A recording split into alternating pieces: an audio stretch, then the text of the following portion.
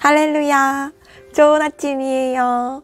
여러분, 7월이 시작되었어요. 우리 7월 한 달도 하나님의 말씀을 나의 것으로 만들어요. 7월 1일, 우리의 생명. 또한 그 증거는 바로 이것입니다. 곧 하나님께서 우리에게 영원한 생명을 주셨다는 것과 이 생명이 하나님의 아들 안에 있다는 것입니다. 아들을 모신 사람은 생명이 있고 하나님의 아들을 모시지 않는 사람은 생명이 없습니다. 요한일서 5장 11절에서 12절 말씀. 예수님께서 왜 이 땅에 오셨을까요? 우리를 구원하시기 위해서?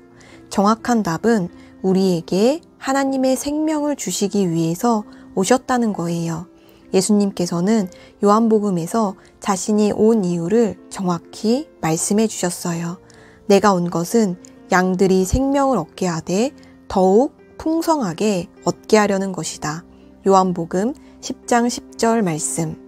아담이 잃어버렸던 하나님의 생명을 둘째 아담이신 예수님께서 다시 가지고 오셨어요. 이제 예수님을 영접한 모든 사람들은 다시 하나님의 생명을 가질 수 있게 되는 거예요. 하나님의 생명으로 인해서 우리는 하나님과 교제할 수 있어요. 빛과 어둠이 함께 있을 수 없듯이 하나님의 생명이 없는 사람들은 하나님을 만날 수 없어요. 하지만 예수님께서 하나님의 생명을 가지고 오심으로 사람들이 하나님을 만날 수 있는 길이 열렸어요. 사람은 하나님을 만나지 않고서는 진짜 행복을 누릴 수 없어요. 하나님께서 사람을 만드셨기 때문에 사람의 행복은 하나님을 만나는 것에서부터 시작돼요. 혹시 아직 하나님을 만나지 못한 친구들이 있나요? 예수님께서 여러분을 위해 죽으시고 하나님께서 그분을 죽은 사람 가운데서 살리신 것을 마음으로 믿고 예수님을 당신의 주님으로 고백하세요. 아멘. 함께 고백하겠습니다. 예수님께서 하나님의 생명을 주시기 위해 오셨다. 예수님을 믿음으로 나는 그 생명을 받았다. 나는 하나님의 자녀다. 아멘. 할렐루야. 네, 여러분. 예수님께서 이 땅에 오신 이유는 우리에게 생명을 주시기 위해서예요. 생명을 얻되 더욱 풍성히 얻는 삶이란 어떤 것일까요? 그것은 바로 예수님의 삶에서 발견할 수가 있어요. 예수님은 이 땅에 오셨을 때 단 한 분, 하나님의 생명을 가진 분이었어요. 그래서 그분은 아주 멋진 삶을 사셨어요. 그분은 바다 위를 걸어가셨어요.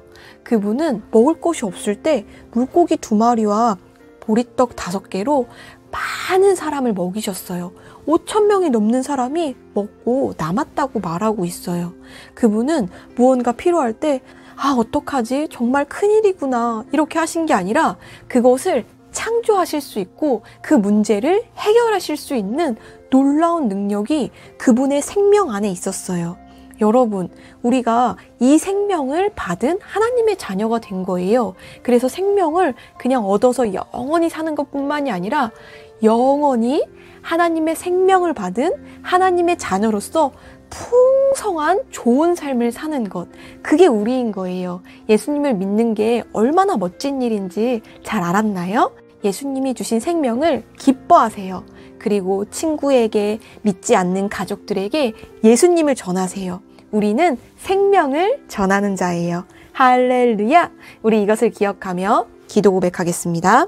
예수님께서 하나님의 생명을 주시기 위해 오셨다. 예수님을 믿음으로 나는 그 생명을 받았다. 나는 하나님의 자녀다. 아멘. 할렐루야. 여러분, 오늘도 멋진 하루 살아가요. 우리는 내일 만나요. 안녕.